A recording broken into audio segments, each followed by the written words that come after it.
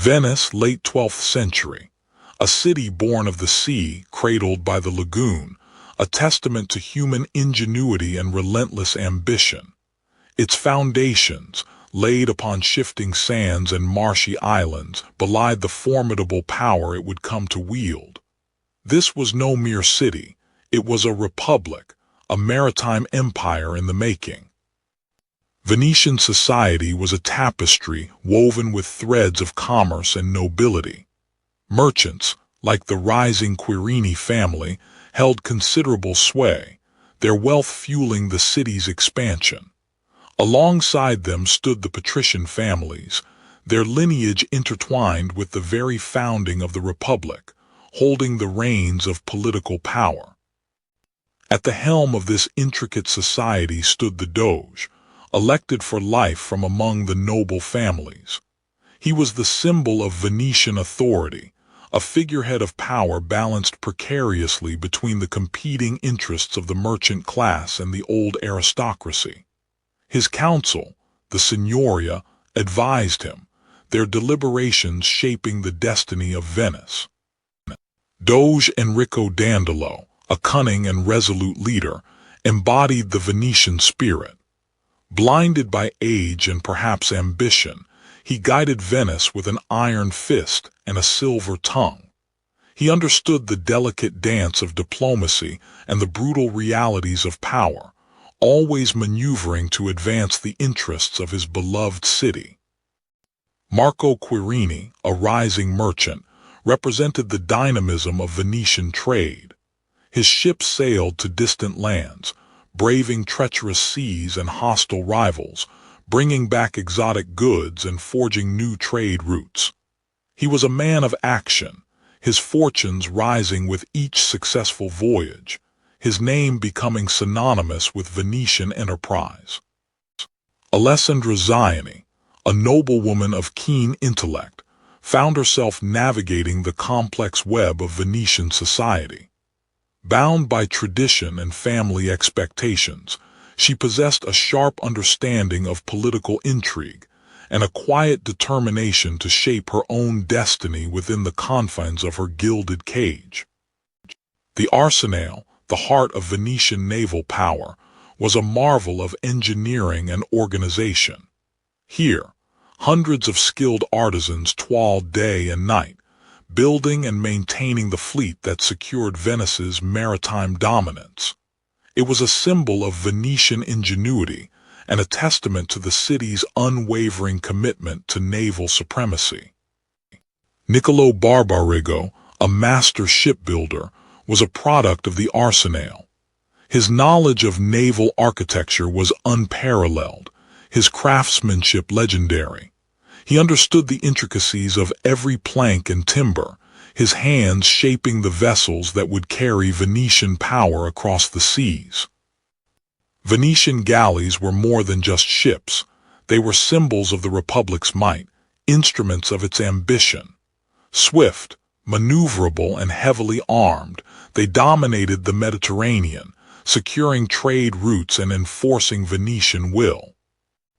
The lifeblood of Venice flowed along the trade routes that crisscrossed the Mediterranean.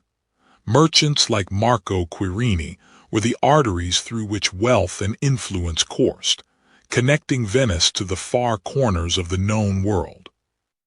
Behind the facade of Venetian wealth and power lay a complex web of political intrigue. Noble families vied for influence, their alliances shifting like the tides, their ambitions often clashing with the best interests of the Republic. As twilight descends, Venice stood poised on the cusp of greatness. Its wealth, its power, its ambition were undeniable, but beneath the shimmering surface lay the seeds of future conflict, the challenges that would test the Republic's resilience and ultimately determine its fate. The year is 1202. From across Christendom, whispers of a new crusade echo through the halls of power. Pope Innocent III's call to reclaim Jerusalem from the infidel resonates, but in Venice, such calls are weighed against the scales of profit and power. Doge Enrico Dandolo, though aged and blind, remains the Republic's astute helmsman, navigating the treacherous currents of European politics. The Rialto, Venice's commercial heart, pulses with life. Marco Quirini, a rising merchant, sees opportunity in the crusade. The transport of armies and supplies promises immense wealth, and Marco intends to secure his share. He knows that Venice's prosperity hinges on its ability to adapt and capitalize on every shift in the political landscape. In the Ziani Palazzo, Alessandra observes the unfolding events with a keen eye. Her family, deeply entrenched in Venetian politics, discusses the Crusade's implications. Alessandra understands that alliances and marriages are the currency of power, and her own future will be shaped by the Republic's decisions. In the Arsenal, Niccolo Barbarigo and his fellow shipbuilders are tasked with preparing Venice's fleet. The Crusade demands ships, and Niccolo works tirelessly to meet the Republic's needs. He understands that Venice's naval strength is its greatest asset, a shield against its enemies and a key to its dominance. Doge Dandolo, with cunning calculation, negotiates with the Crusaders. Venice agrees to transport them to the Holy Land, but at a steep price. The Crusaders, short on funds, find themselves indebted to the Republic, setting the stage for Dandolo's grand strategy. Marco Quirini secures contracts to supply the Crusader army, amassing considerable wealth in the process. He sees the crusade not as a religious endeavor, but as a business opportunity, a chance to expand his trade network and increase his influence. Alessandra's father, a powerful senator, shares his concerns about the crusade with her. He fears that Venice's involvement could destabilize the region and create new enemies. Alessandra, however, sees the potential for strategic gains if Venice plays its cards right. Niccolo Barbarigo pours his skill and dedication into building warships capable of transporting and protecting the Crusader army. He takes pride in his work, knowing that Venice's reputation for shipbuilding is unmatched throughout the Mediterranean. As the Crusader fleet sets sail, Dandolo steers Venice towards a fateful encounter. The Crusaders, unable to pay their debt, are persuaded to divert their course and attack the rebellious city of Zara, a strategic move orchestrated by the Doge to serve Venice's interests. Marco Quirini profits from the Crusade's detours, establishing new trade routes and securing valuable concessions from conquered territories. His ambition knows no bounds, and he sees the war as a catalyst for Venetian expansion. Alessandra watches as the Venetian fleet returns to Venice, laden with spoils of war. The city rejoices in its newfound wealth and power, but Alessandra understands that such gains come at a cost. The sack of Zara has strained Venice's relationship with the Pope, and the true prize, Constantinople, still looms on the horizon. Niccolo Barbarigo prepares the Venetian fleet for its next voyage, knowing that the Republic's destiny lies on the seas. The whispers of crusade have become a roar, and Venice stands poised to seize its moment in history, for better or for worse. The year is 1204. With Constantinople now under Venetian control, the eastern Mediterranean opened like a treasure chest for merchants like Marco Quirini. He prepared to embark on a voyage to Tyre, his ship laden with Venetian glass, wool, and silver, hoping to return with silks, spices, and precious stones. In Tyre, Marco navigated the complex web of trade relationships. He bartered Venetian goods for valuable spices like cinnamon, cloves, and nutmeg, coveted back in Venice and throughout Europe. His success hinged on his ability to assess the market, understand the local customs, and drive a hard bargain. Alexandria, a vital hub in the trade network, was Marco's next destination. Here, he sought fine silks from the East, prized for their luxurious texture and vibrant colors. He learned to distinguish the quality of different silks, a skill that could mean the difference between profit and loss. The journey was not without its perils. Storms in the Mediterranean were frequent and unpredictable. Navigating by the stars and rudimentary charts, Marco and his crew faced constant danger from the elements, relying on their seamanship and faith to guide them safely. Pirates, ever a threat in the Mediterranean, posed another significant risk. Marco armed his ship and trained his crew to defend themselves. Skirmishes were common, and a merchant had to be as much a fighter as a trader to survive. Returning to Venice, Marco's ship was laden with precious cargo. The Rialto market buzzed with activity as his goods were unloaded and traded, bringing wealth not only to himself, but also to the city. Spices, silks, and gems from the East fueled Venice's economy and solidified its position as a leading trade center. Marco's success earned him recognition and influence. He attended lavish banquets, mingling with nobles and other prominent merchants. His wealth allowed him to participate in the social and political life of Venice, further enhancing his standing in the Republic. Recognizing the importance of naval power, Marco invested in the arsenal, commissioning new ships to expand his fleet. He understood that Venice's dominance depended on its shipbuilding capabilities and its ability to control the seas. He and Niccolo discussed the latest innovations in ship design, ensuring his fleet remained at the cutting edge. News arrived that Genoa, Venice's rival, was expanding its own trade routes in the eastern Mediterranean, challenging Venetian dominance. The rivalry between the two maritime powers intensified, threatening the delicate balance of power in the region. Undeterred, Marco prepared for his next voyage, determined to defend Venice's trade interests and secure its dominance in the Mediterranean. He knew that the pursuit of wealth and power came with great risks, but he was ready to face them, embodying the ambitious spirit of the Venetian Republic. In the heart of Venice, Doge Enrico Dandolo masterfully steered the Republic's course. Though blind, his political acumen remained unmatched. He saw the Fourth Crusade not as a religious endeavor, but as an opportunity to expand Venetian power. Marco Quirini, ever the astute merchant, overheard whispers of discontent among the Crusaders. Their funds were dwindling, and their promised passage to Egypt seemed increasingly uncertain. Dandolo's plan was taking shape, but the cracks were beginning to show. Dandolo, with calculated cunning, offered the Crusaders a solution.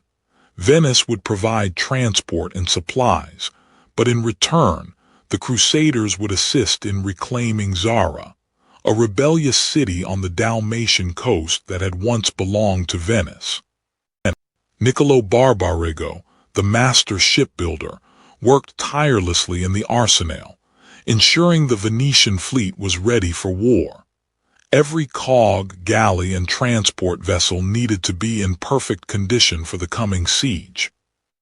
The combined Venetian and Crusader fleet set sail, a formidable force heading south towards Zara. The Crusaders, bound by oath, were now unwillingly entangled in Venetian ambitions. Alessandra Ziani observed the departing fleet from her family palazzo, a sense of unease settling over her. The crusade was meant to be a holy mission, but Venice was using it for its own gain.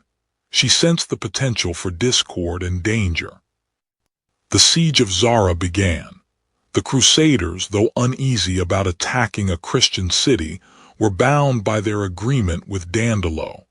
The battle was fierce and bloody, with heavy casualties on both sides. Zara fell to the Crusaders and Venetians. The city was sacked, its wealth plundered. Marco Quirini, witnessing the brutality, felt a pang of guilt, yet he also understood the strategic importance of Zara to Venetian trade. The sack of Zara caused a deep rift within the crusade. Many crusaders, appalled by the attack on a Christian city, questioned their alliance with Venice and the leadership of Doge Dandolo. Accusations of manipulation and betrayal flew freely. News of the sack reached Pope Innocent III, who was outraged by the actions of the Crusaders and Venetians. He excommunicated all those involved, further fracturing the already fragile unity of the crusade. Despite the condemnation and the growing tensions, Dandolo remained undeterred. Zara was back in Venetian hands, and the crusade, however tarnished, was still a tool to be wielded. He looked towards the horizon, his mind already calculating the next move in his grand game of power. The year is 1203. The Venetian fleet, carrying the Crusader army, finally reached the formidable walls of Constantinople.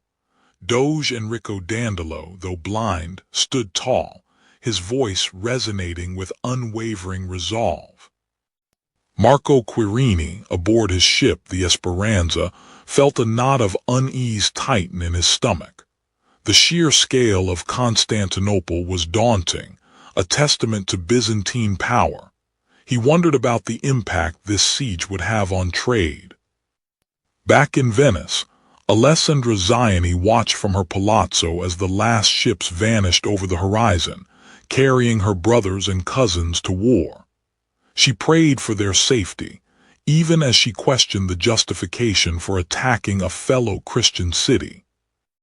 In the arsenal, Niccolo Barbarigo oversaw the loading of siege engines, his experienced eye ensuring every detail was perfect. He knew the Republic's fate rested on the strength of their ships and the effectiveness of their war machines. Dandolo, in a strategic meeting with the Crusader leaders, justified the attack on Constantinople by citing the Byzantine Empire's betrayal of past agreements and their alleged support for the enemies of Christendom. He painted Venice as the aggrieved party, seeking only just compensation and the restoration of its rights. The siege began with a relentless bombardment. Venetian catapults and siege engines rained down fire and stone upon the seemingly impenetrable walls of Constantinople. The defenders responded in kind, but the Venetian navy's superior maneuverability gave them a distinct advantage. Niccolo Barbarigo, witnessing the effectiveness of the siege engines he helped build, felt a grim satisfaction. He understood the necessity of the destruction, but also mourned the loss of such magnificent craftsmanship. Marco Quirini, amidst the chaos, focused on the potential opportunities the siege presented. The fall of Constantinople could open new trade routes and eliminate a powerful competitor, but it also risked destabilizing the entire region. After weeks of relentless bombardment, the Crusaders finally breached the walls. A brutal and bloody battle ensued as the invaders clashed with the defenders in the narrow streets of Constantinople. The city's fate hung in the balance. With the city breached, the Crusaders unleashed a torrent of violence and destruction. Constantinople was subjected to a horrific sack, its treasures plundered, its citizens brutalized. Centuries of art, literature, and religious artifacts were lost forever. Dandolo, amidst the chaos, ensured that Venetian interests were secured.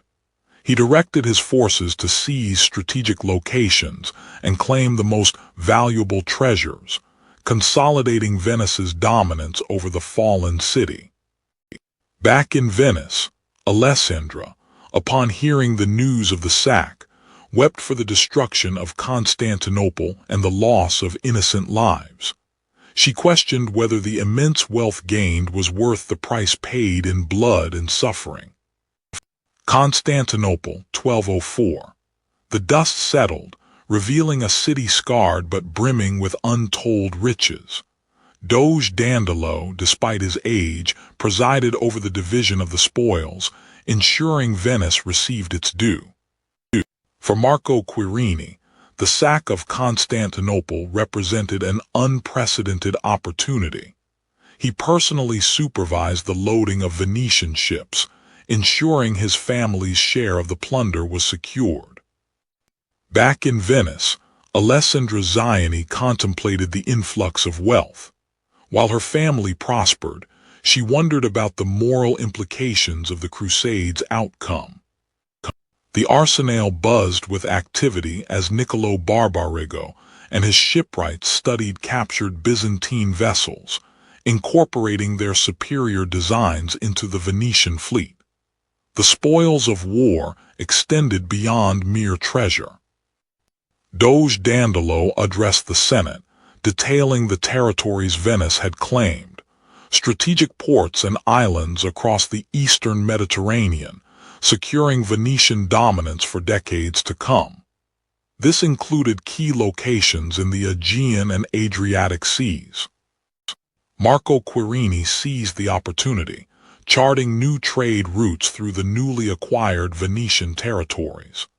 Spices, silks, and other exotic goods flowed into Venice, enriching the city beyond measure.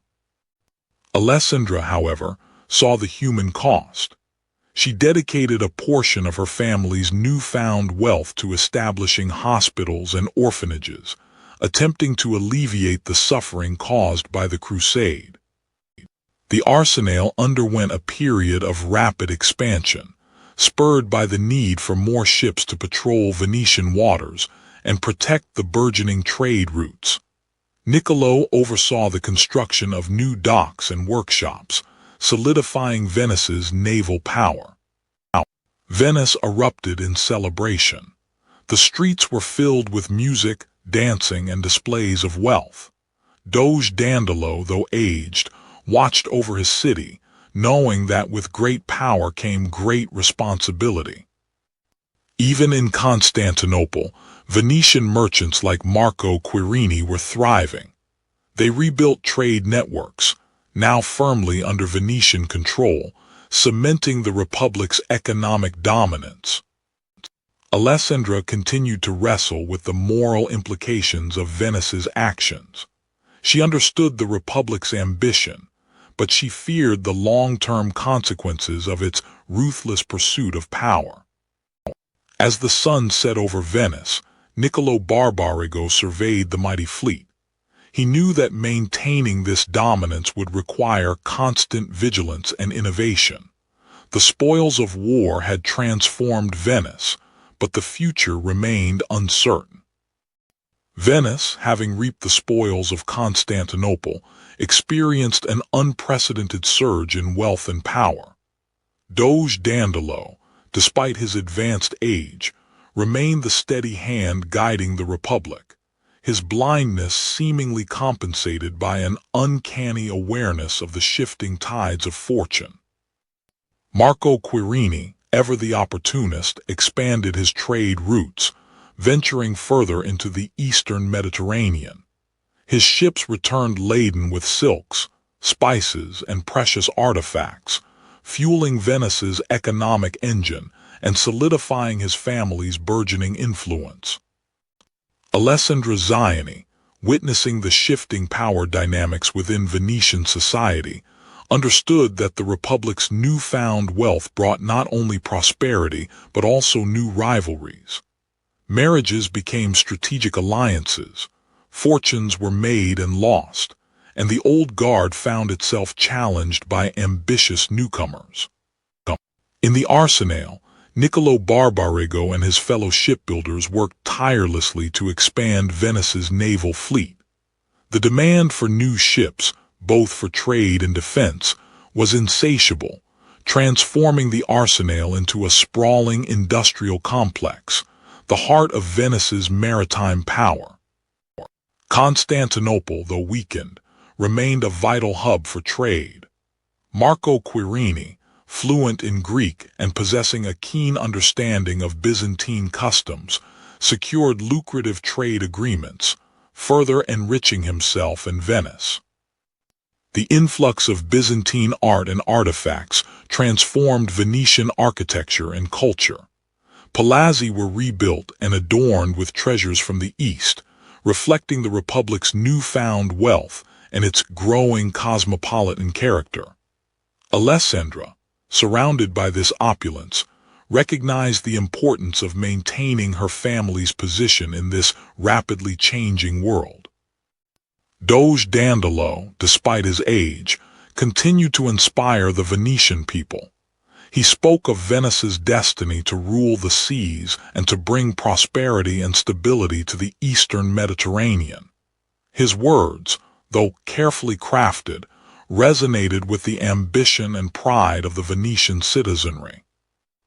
Niccolò Barbarigo, driven by the need to maintain Venice's naval superiority, experimented with new shipbuilding techniques. He sought to create faster, more maneuverable ships, capable of outmaneuvering any potential rival. His innovations would prove crucial in the coming years. Alessandra, tasked with securing her family's future, negotiated a marriage alliance with the Querini family, cementing their position among Venice's elite. She recognized the importance of adapting to the changing times and embracing the rise of new merchant families. Marco Querini, now a prominent figure in Venetian society, meticulously managed his vast wealth. He diversified his investments, expanding his trade routes and acquiring property throughout the eastern Mediterranean. He understood that true power lay not only in wealth but also in influence. Doge Dandolo, nearing the end of his long and eventful life, reflected on Venice's transformation. He had guided the Republic through treacherous waters, securing its dominance in the eastern Mediterranean. But he also knew that power was fleeting and that new challenges lay ahead. As Venice stood at the zenith of its power, poised to dominate the Mediterranean world, Niccolò Barbarigo's ships, Alessandra Ziani's alliances, and Marco Querini's trade networks all stood as symbols of Venetian strength, built on a foundation of ambition, innovation, and a relentless pursuit of wealth and power. But the seeds of future conflicts were already sown, hinting at the cyclical nature of empires and the fragility of even the most formidable republics. The year is 1210. Venice, flush with the riches of Constantinople, finds itself increasingly at odds with its maritime rival, Genoa. The competition for control of trade routes intensified, sparking skirmishes across the Mediterranean. Doge Dandolo, though blind, understood the gravity of the situation. Genoa's ambition mirrored Venice's own, and neither republic would willingly yield dominance of the seas. The council debated strategies, ranging from diplomacy to outright war. Marco Querini, ever the opportunist, saw both risk and reward in the escalating conflict. The Genoese posed a threat, but also an opportunity to seize even greater market share if he could outmaneuver them. His ships sailed with armed guards now, ready for any confrontation. The first clashes were swift and brutal. Venetian and Genoese ships met in the open sea, engaging in desperate struggles for control of vital shipping lanes. Neither side gained a decisive advantage, but the cost in lives and ships was significant.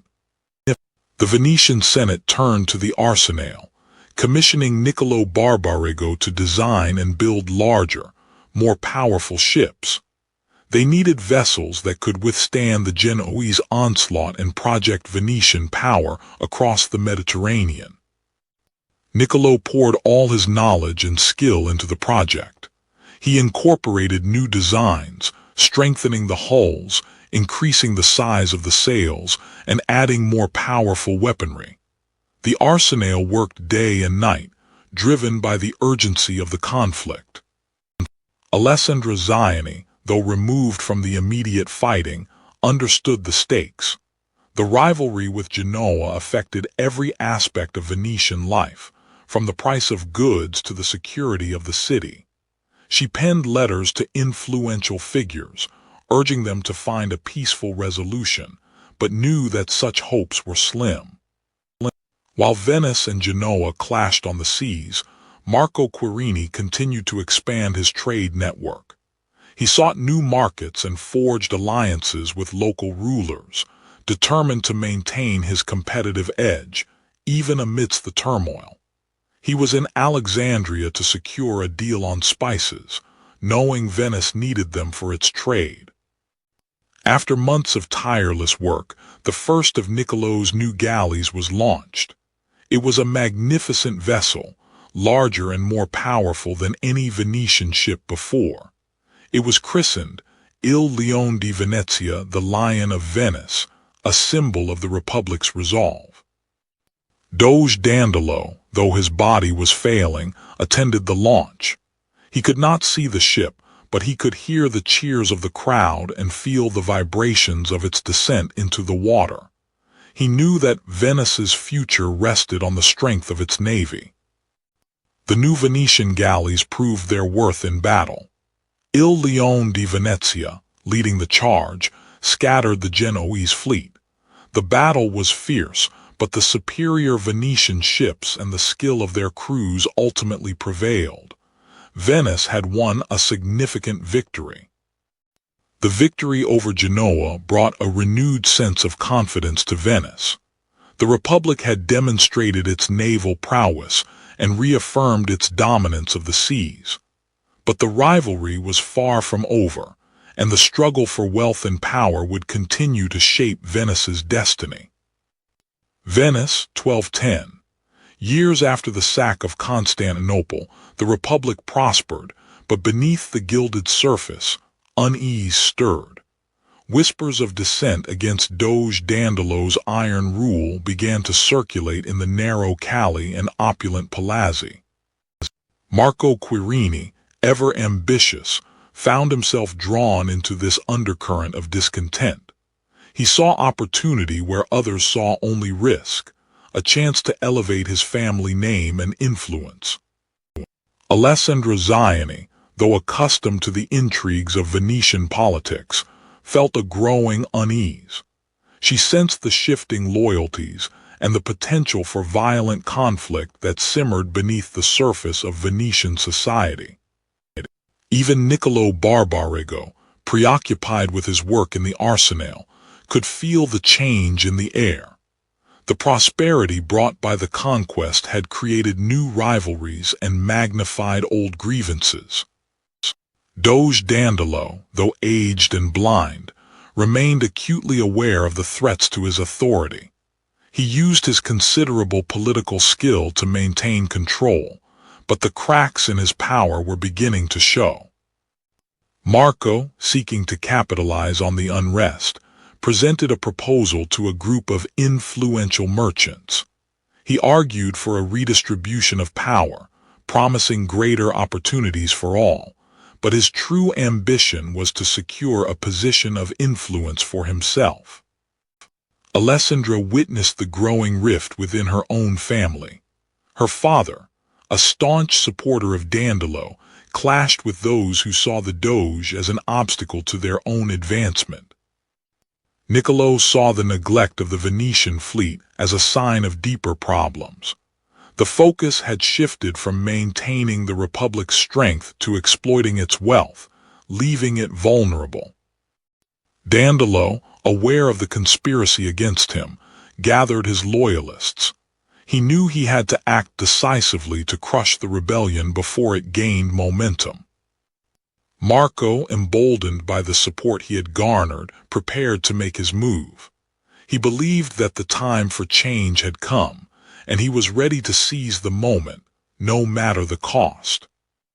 Alessandra, torn between loyalty to her family and her love for Venice, made a desperate decision. She would warn Doge Dandolo of the impending coup, hoping to prevent a bloody conflict. As Marco's forces converged on the Doge's palace, Dandolo prepared for the inevitable confrontation. The fate of Venice hung in the balance, threatened by internal strife and the ambitions of those who sought to claim its power for themselves. Venice, 1212. The Republic stood at the zenith of its power. Doge Enrico Dandolo, though aged, continued to guide Venice with unwavering resolve, his legacy forever intertwined with the city's ascendance. Marco Quirini, ever the enterprising merchant, expanded his trade routes further east, bringing Venetian goods to new markets and returning with exotic treasures. The wealth of the East flowed through Venice, fueling its prosperity. Alessandra Ziani, navigating the complex social landscape of Venice, used her influence to promote peace and stability within the Republic. She understood the importance of unity in maintaining Venice's power. Niccolo Barbarigo and the shipbuilders of the Arsenal continued to innovate, designing and building the most advanced ships in the Mediterranean. Venetian naval dominance remained unchallenged. Venice's control of the Adriatic and the eastern Mediterranean was absolute. Its fleets ensured the safe passage of trade and protected its interests from rival powers. The Rialto market became the center of global trade, attracting merchants from the far corners of the known world. Venice was the undisputed commercial capital of Europe. In the Doge's palace, Dandolo addressed the Senate, reminding them of the responsibilities that came with power. He cautioned against complacency and urged them to remain vigilant against future threats. Venetian craftsmanship flourished, with Murano glass, lace, and other luxury goods becoming highly sought after throughout Europe. Venetian artisans set new standards of excellence. Venice's influence extended far beyond its lagoon, encompassing a vast maritime empire that controlled key trade routes and strategic ports throughout the Mediterranean. Yet beneath the surface of prosperity, the seeds of future challenges began to sprout. Genoa remained a persistent rival, and whispers of discontent grew among those who felt excluded from Venice's wealth. Alessandra, ever insightful, recognized the fragility of republics. She knew that internal divisions and external threats could easily topple even the most powerful state. Venice stood as the most powerful city-state in the Mediterranean, a testament to human ingenuity, ambition, and the enduring power of the sea. But the future remained uncertain, and the Republic would face many trials in the years to come. The seeds of decline, though small, were sown.